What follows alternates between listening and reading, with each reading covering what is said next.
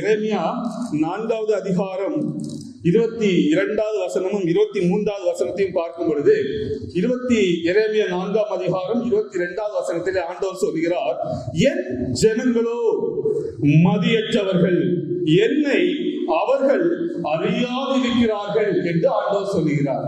23வது வசனத்திலே சொல்கிறார், பூமியை பார்த்தேன், அது ஒழுங்கின்மையும் வெறுமையுமாயிருந்தது என்று ஆண்டவர் சொல்கிறார்.